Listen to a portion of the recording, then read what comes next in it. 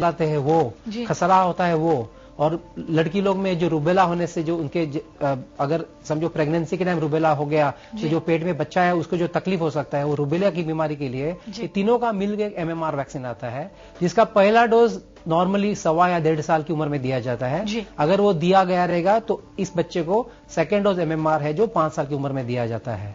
और उसने अगर 2 साल की उम्र में टाइफाइड का अगर एक पहला डोज लिया है तो उसको रिपीट टाइफाइड डोज जो है वो 3 साल के बाद यानी कि 5 साल की उम्र में वापस लगना है। तो मेरे हिसाब से अगर आपके इन कॉलर के बच्चे ने अगर आगे के सब टीके लिए हैं तो उसे ये जो सेकंड बूस्टर है और ये टाइफाइड है और एक MMR, ये 3 वैक्सीन जरूर लगाना चाहिए। जी, एक और कॉलर हमारे साथ भांडुप से जुड़ रहे हैं, पद्मा जी है। नमस्ते, अपना सवाल पूछिए पद्मा जी। हाँ जी, बोलिए। नहीं, यहाँ पर संपर्क नहीं हो पा रही। यहाँ पर आपसे जानना चाहेंगे, कई सारे माता पिता शायद वो शिक्षित भी नहीं होते, तो उनका कहना होता है कि हमारे जमाने में जब माँ बाप 6-6, 7-7 बच्चों को जन्म देते थे और एक भी टीका नहीं लगाते थे और हम आज भी चुस्त तंदुरुस्त है, तो आज जाकर हमारे बच्चों के लिए क्या इतनी जरूरत है? क्या नहीं लगाएंगे तो कुछ बिगड़ेगा हमारे बच्चों का? नहीं, ये बहुत इंपॉर्टेंट सवाल है। ये पेरेंट्स अक्सर हमें पूछा करते हैं और जबकि बच्चे के साथ उसकी दादी या दादा आए हैं तो ये सवाल जरूर उठता है कि डॉक्टर साहब आप 4-4, 5-5 टीके की बात कर रहे हो, हमने तो कभी हमारे बच्चे को नहीं लगाया, खुद भी नहीं लगाया, शायद खुद ने भी नहीं लगाया है। तो हम उसको यही मिसाल देते हैं कि अगर आप बाल मृत्यु अंक जो है इन्फेंट मोर्टालिटी या चाइल्ड मोर्टालिटी बोलते हैं जिसको, आप देखो अगर 20-25 साल पहले जब टीके नहीं थे, जब अपना बाल मृत्यु का अंक था वो बहुत ज्यादा था। जैसे 1000 बच्चे आज पैदा हो गए तो उसमें से 125-150 बच्चे 1 साल 5 साल की उम्र के अंदर ही गुजर जाते थे। और अगर आप देखोगे तो उसमें से कई बच्चे ऐसे हैं कि जो इन्फेक्शन से और ऐसी बीमारी से गुजर जाते थे जिसके सामने आज हमारे पास टीके हैं। और जब से टीका की मुहिम 75-78 से चालू हुई है और आज उसका लेवल इतना बढ़ गया है कि ये बच्चे लोग को ये आम इन्फेक्शन लगता नहीं है और उनका मृत्यु का अंक जो है आज कम से कम 60-70 के नीचे गया है। तो एक तरह से कहा जाए ये अनमोल जान बचाओ मुहिम ही बिल्कुल है। आप मैं दूसरी एक मिसाल देना चाहूंगा कि जैसे आप जो पेरेंट्स ऐसा पूछते हैं या दादा दादी पूछते हैं, हम उसको ये बताते हैं कि आपके 6-8 बच्चे थे लेकिन आप बताओ उसमें से कोई बच्चा एक्सपायर हो गया तो बोलेंगे हाँ एक बच्चा दस्त से गुजर गया या एक बच्चा निमोनिया से गुजर गया। तो हम ये बताते हैं कि आज आप कोई एक पेरेंट दिखाओ आजू बाजू के आपके कम्युनिटी में कि जिसका कोई बच्चा गुजर गया हो, तो फिर जब उनकी आंख खुल जाती कि नहीं डॉक्टर साहब बोल रहे हो बराबर है कि टीका लगाने से बहुत बच्चे लोग की जान हम बचा सकते हैं। जी बिल्कुल, ट्रायंगुलर छोटी फैमिली होती जा रही है तो बच्चों को यहाँ पर संजोए रखना बेहद जरूरी है। एक और कॉलर हमारे साथ जुड़ रहे हैं, भांडुप से पद्मा है। नमस्ते, अपना सवाल पूछिए पद्मा। हेलो। हाँ जी, बोलिए। Hello doctor, I have a baby boy और उसको जब से मैंने पोलियो का ड्रॉप दिलवाया ना तब से फीवर रहता है कॉन्स्टेंटली, तो व्हाट शुड आई डू?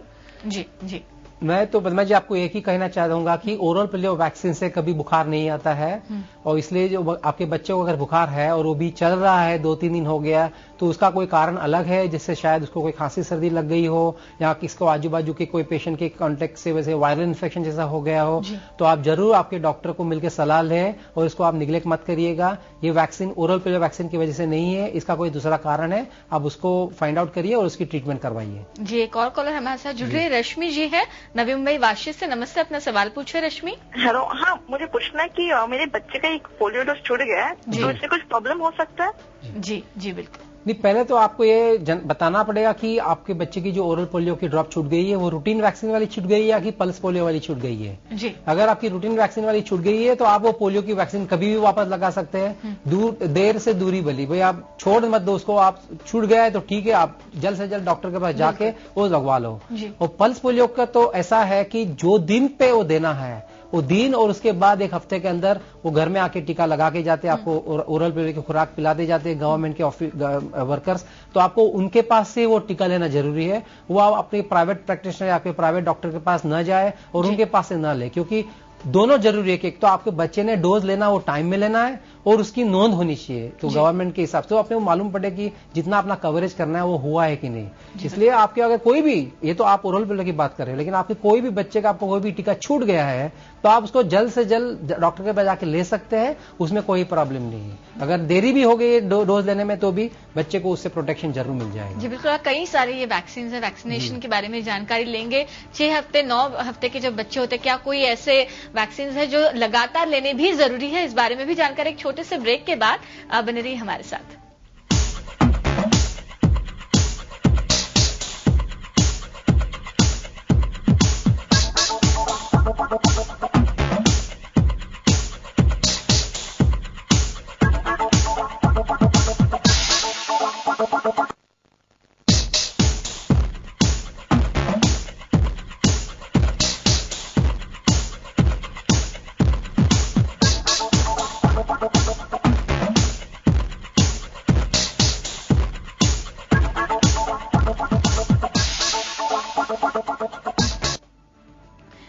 नमस्कार, आप सभी का स्वागत है बी पॉजिटिव में। और आज का हमारा टॉपिक है टीकाकरण की जरूरत। और इस वक्त स्टूडियो में हमारे साथ बने हुए हैं डॉक्टर नितिन शाह। और ब्रेक पर जाने से पहले कई सारे सवाल हमारे मन में भी, जहन में भी उठ रहे थे। एक अहम सवाल कई माताओं को ऐसा लगता है कि क्या बच्चे को टीका देने के बाद हम तुरंत बच्चे को फीड कर सकते हैं या नहीं। डॉक्टर साहब से इसका जवाब हम जरूर चाहेंगे। जी, ये एक सवाल उठता है क्योंकि जब से एक छोटा बच्चा हो तो भूखा नहीं रह सकता है।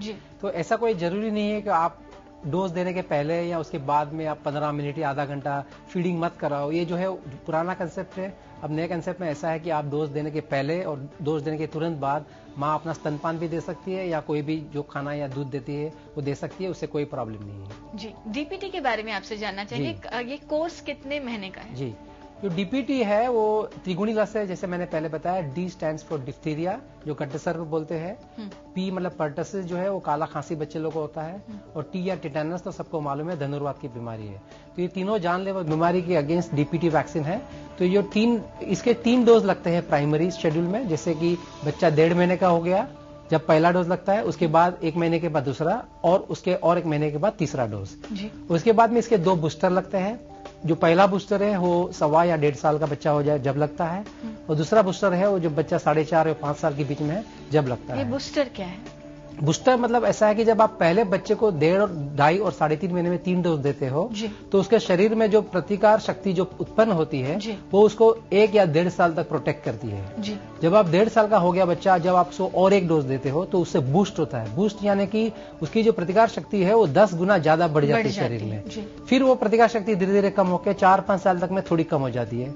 फिर आप 5 साल में जब एक बूस्टर देते हो तो फिर प्रतिकार शक्ति कम से कम 80 या 100 टाइम ज्यादा बढ़ जाती है, जिससे कि उसको पहले 10-20 साल, मतलब जब तक बीमारी होने की डर है उतनी आयु तक में उसको प्रोटेक्शन कायम रहता है, कि जिससे बच्चे को ये तीनों में से कोई बीमारी नहीं लगती है। जी, एक और कॉलर हमारे साथ जुड़ रहे हैं, मुलुंड से है उमेश। उमेश नमस्ते, अपना सवाल पूछिए।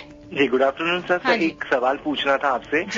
सुना है कि H1N1 का ये जो दवाई जो है वो इजाद कर ली गई है, लेकिन वैक्सीनेशन इजाद कर लिया गया है, लेकिन सुना है कि उसके साइड इफेक्ट भी होते हैं, उसका टेस्ट नहीं किया गया है। क्या है सच्चाई सर, जरा ये जानना था। जी बिल्कुल बिल्कुल। जी, H1N1 जो है वो एक टाइप का फ्लू है, आपको सबको मालूम है। नोवेल फ्लू बोलते हैं, एक नए टाइप का वायरस है जिसकी वजह से फ्लू की बीमारी पूरे जगत में फैल गई है और इंडिया में भी आ गई है। तो उसके अगेंस्ट जो वैक्सीन है वो अभी तक वर्ल्ड में अवेलेबल हुआ है कहीं कहीं देशों में। इंडिया में अभी तक वो आना बाकी है। वो शायद जनवरी-फरवरी में आना था, लेकिन लगता है शायद और 1-2 महीने पीछे हो जाएगा। जब वो वैक्सीन आ जाएगा तो वो कोई भी पेशेंट्स को लगा सकते हैं, और उसकी जो प्रोटेक्शन कैपेसिटी है वो करीबन 50 से 60% है। मतलब ये नहीं है कि आपने ले लिया तो 100% आपको H1N1 की बीमारी नहीं लगेगी, लेकिन 60-70% चांस है कि आपको वो बीमारी नहीं लगेगी। रहा उसकी साइड इफेक्ट का, तो कोई भी वैक्सीन है उसकी कोई कॉमन साइड इफेक्ट है, जैसे कोई बुखार आना। और फ्लू की वैक्सीन आप लो तो उससे थोड़ा आपका शरीर टूट सकता है, आपको थोड़ा बेचैनपना हो सकता है, लेकिन उसको छोड़ के कोई उसकी इतनी सीरियस साइड इफेक्ट नहीं है। इसलिए मैं ये कहूंगा कि जब वो वैक्सीन आ जाए, अगर आप लगाना चाहे तो आप उसकी साइड इफेक्ट से डर के उसको मत लगाइए, ऐसा मत करिएगा। अगर आपको लगाना है और वो अवेलेबल हो जाएगी, आप जरूर लगाइएगा। जी, एक और कॉलर हमारे साथ जुड़ रहे हैं, लोअर परेल से नितेश है। नितेश, सवाल पूछिए अपना। लोअर परेल से नितेश बोल रहा हूँ। हाँ जी, बोलिए। जब मैं स्कूल में था तब मैंने हेपेटाइटिस बी का इंजेक्शन लिया था जी। उसके बाद डॉक्टर ने आगे भी कंटिन्यू करने की सलाह दी थी जी। लेकिन किसी कारण से मैं वो कर नहीं पाया। तो अब मुझे क्या करना चाहिए? कोई खतरे वाली बात तो नहीं है? जी बिल्कुल बिल्कुल। पहले तो हेपेटाइटिस बी का जो शेड्यूल है, जो कोर्स है, वो 3 डोज का है जी। जैसे आप 1 डोज आज ले लीजिए तो 1 महीने के बाद आप दूसरा डोज ले लीजिए, और 5 महीने के बाद और तीसरा डोज ले लीजिए। तो 6 महीने के अंदर इसको 3 डोज लेना है। मैंने जैसे पहले बताया, अगर कोई 1 डोज थोड़ा आगे पीछे हो जाता है तो उससे कोई घबराने की बात नहीं है, आप उसको कोर्स कंप्लीट कर सकते हैं। अगर आपने जब बचपन में लिया है 4-5 साल की उम्र में, जब आपने 1 ही डोज लेके छोड़ दिया है और आप आज एकदम बड़े हो गए, तो मेरे हिसाब से आपको तीनों डोज वापस रिपीट करना चाहिए। लेकिन अगर आप 6-8 महीना है, 1 साल का वक्त गुजरा है 2 डोज के बीच में, तो आपको वापस सब डोज लेने की जरूरत नहीं है। आपके जो बचे हुए डोज है वो आप उसको कंप्लीट